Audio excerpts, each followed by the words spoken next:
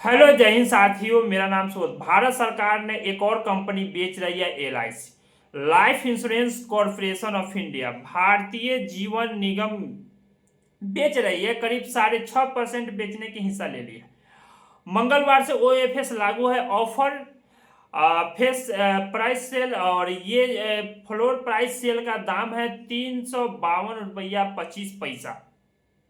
इससे सरकार को करीब 35,000 करोड़ रुपया आने वाले हैं। चलिए भाई LIC के कुछ इतिहास को जानते हैं। 1956 में भारत के पूर्व प्रधानमंत्री पंडित जवाहरलाल नेहरू ने इसे कुछ करोड़ रुपया लगाकर और LIC की स्थापना की थी।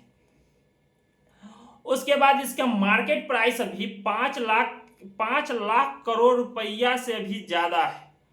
और ये LIC एक ऐसा संस्था है जिससे कभी भी घाटे में नहीं है। ये लोगों के पैसे से चलने वाली संस्था है जो कभी भी अभी तक घाटे में नहीं है।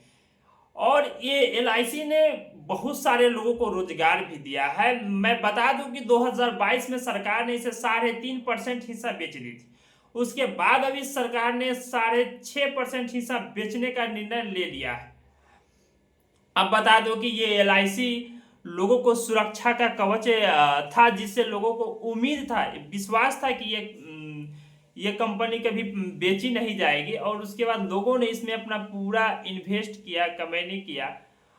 और आज लोगों को ये लग रहा है कि दिन पर दिन जो कंपनियां बेची जा रही है। कुछ दिन पहले IMPCL Indian medicine pharmaceutical company जो कंपनी थी उसको भी गवर्नमेंट के द्वारा बेच दिया गया था। उसके बाद अब LIC कंपनी को बेचा जा रहा है।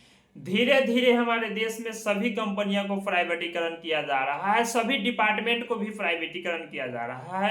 जैसे रेलवे हो गया, उसका भी प्राइवेटीकरण किया गया है। आपको एयरपोर्ट हो गया, उसको भी प्राइवेटीकरण किया जा रहा है। धीरे धीरे जितने बड़े बड़े कंपनियां हैं उसको आप प्राइवेटीकरण होते जा रहा है। और पूंजीवादियों को लोगों को हाथों में सौंपा जा रहा है, जिससे लोगों को महंगाई का भी सामना करना पड़ रहा है।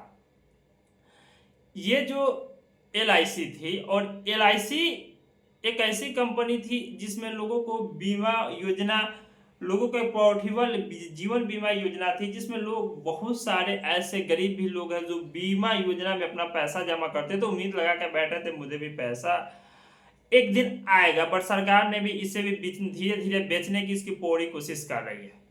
और अंत में चलकर देखिएगा कि ये LIC का हाल जिस IMPCL कंपनी हो गया, उसके बाद सहारा इंडिया जो कंपनी थी उसी का हाल LIC का हाल का भुगतना पड़ेगा। LIC में जितने भी कस्टमर है जो LIC में अपना अकाउंट खुलवा कर रखे हैं और पैसे जमा करते हैं, उनको भी एक दिन सहारा इंडिया कंपनी की तरफ भुगतना पड़ेगा।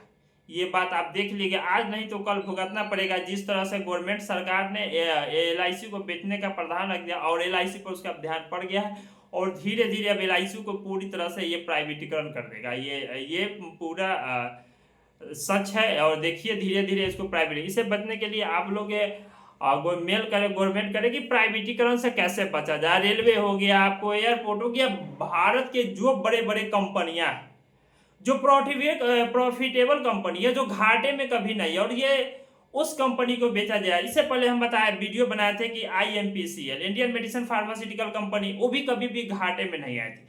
उसके बाद आपको बता दें ये LIC कंपनी थी, ये भी कभी घाटे में नहीं है। सरकार 2022 में 3.5% बेच दी, अभी फिर जाकर आपको 6.5% इसकी हिस्सा बेच रही है। धीरे धीरे जाकर इसके पूरी हिस्सा को बेच देगी। और बाद में जो लोग इस पे कस्टमर जो पैसा जमा किए हैं और इसके लेकर वही प्राइवेट कंपनी फिर अपने देश से दूसरे देश में भाग जाएंगे और सरकार खोजते रहेंगे। और आप लोग भी खोजते रहिएगा और उम्मीद लगाइएगा कि हाँ मेरा पैसा मिलेगा। तो ये जो कंपनियां, इसको सरकार को रोक लगानी चाहिए, क्योंकि सरकारी संपत्ति को बेचना ये बहुत दुर्भाग्यपूर्ण है। इसी को आप लोग इन्वेस्ट करके इसी को आगे बढ़ाइए, इसी में लोगों को रोजगार दीजिए।